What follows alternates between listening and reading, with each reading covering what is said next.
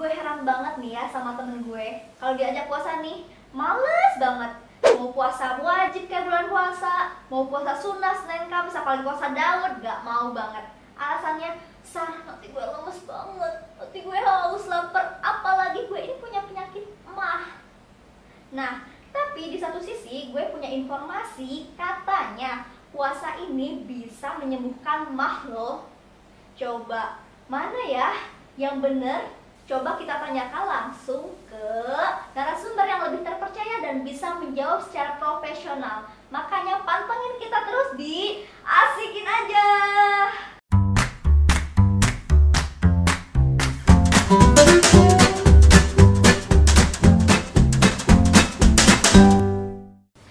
Halo Kak Anggi lagi di sini. Nah, sekarang kita bahas hal yang beda lagi ya. Masih seputar kesehatan karena Kak Anggi adalah seorang dokter, bukan seorang polisi atau apapun gitu ya. Nah, sekarang kita akan membahas mengenai penyakit mah nih Kak. Sebenarnya mah itu apa sih? Mah itu lambung, jadi bukan penyakit. Oh, mah itu sebenarnya istilah gitu ya, bahasa. Betul, jadi bahasa Belanda mah lambung. Jadi kalau bahasa Inggris kan stomach. Nah itu mah stomach itu sama. Gitu. Jadi mah itu lambung, bukan penyakitnya. Penyakitnya namanya gastritis. Asal katanya dari mana? Dari bahasa Latin gaster. Nama lain lambung di bahasa Latin itu gaster. Nah penyakitnya gastritis yang kita sering sebut mah. Nah, sebenarnya penyebab mah ini tuh apa sih? Penyebabnya sebenarnya kalau bisa dibagi banyak faktornya. Ada makanan, pikiran atau stres. Obat-obatan yang kita konsumsi juga bisa. Oh, obat-obatan bisa dikira juga. Penting itu adalah pola makan dan apa yang kita makan. Jadi kalau misalnya pola makan kita teratur sehari 3 kali dengan jam yang teratur, setiap harinya sama terus, jadi kita jarang sama. Kalau 3 kali, kalau sekali atau 2 kali setiap Karena sehari sekali dua kali tergantung sih, biasanya harusnya dia tetap kena gastritis. Tapi ada orang yang dirasa sama enggak, dan kadang kalau sudah terbiasa si lambungnya tuh juga bergerak karbonnya sama seperti kita makan biasanya. Jadi kadang nggak akan ngerasa dia mah atau misalnya nyeri lambungnya itu nggak akan gitu kalau cuma sekali atau 2 kali.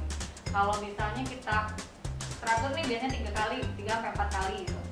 3 makan besar, terus di antara makan besar ada makan snack misalnya gitu. Kalau kita nggak makan atau hilang salah satunya, nah itu baru kerasa biasa.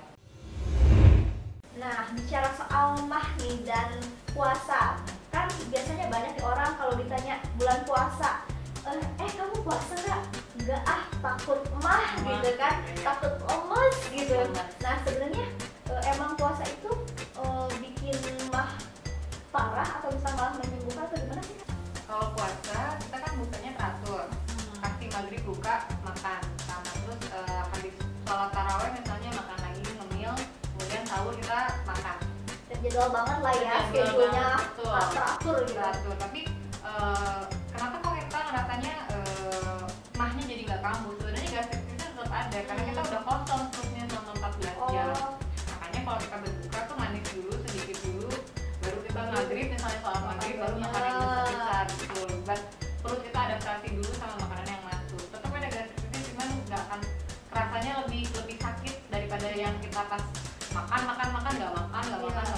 Nah itu kalau yang pas puasa tuh sakitnya minimal sekali. Berarti lebih nggak kambuh mungkin ya? Lebih nggak kambuh, rasanya lebih nyaman terus di perutnya. Padahal kita puasa sebenarnya. Nah jadi nggak ada alasan banget ya Kak buat orang-orang yang aduh males puasa aku kan mah gitu iya, kan? ibadah medis. Ibadah harus, medisnya juga nanti ada. Dan justru bahkan ibadah itu mendukung medis betul, ya. Betul sekali. Jadi jangan khawatir. Buat yang mah malah baik tuh puasa mencegah kambuhnya mah gitu ya.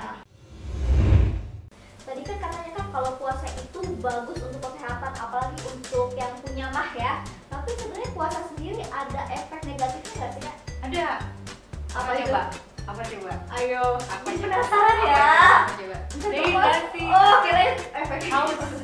Jadi terus kita ngantuk karena kurang cairan. Iya. Itu yang paling banget paling berdampak paling terlihat itu adalah dehidrasinya. Jadi begitu kita buka iya gitu minum lah gitu kan. Itu memang betul basicnya adalah kita minum menggantikan cairan elektrolit yang tadi terbuang, katakan pipis, berkeringat kayak gitu ya, buang air kecil, berkeringat itu kan mengeluarkan cairan dan kita nggak ada inteknya, betul, nggak ada inteknya, nggak ada intek yang masuk. Kalau kita puasa malah lebih berbahaya yang dehidrasi ini memang.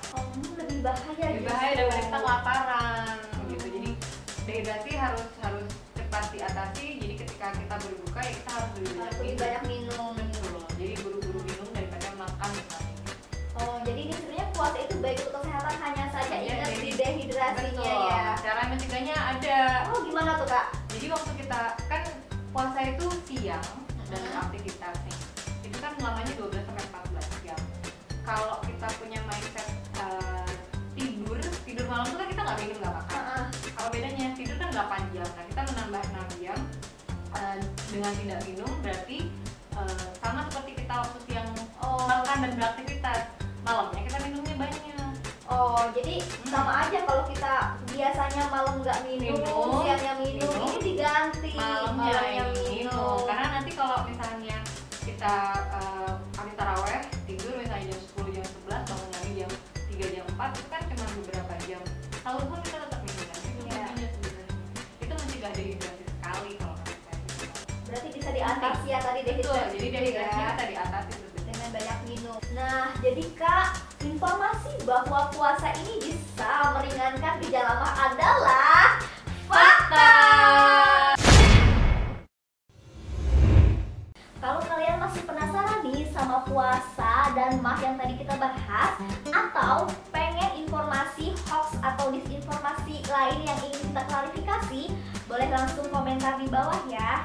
Dan kalau kalian nih ingin informasi kesehatan lebih lanjut, bisa langsung hubungi Kak Anggi.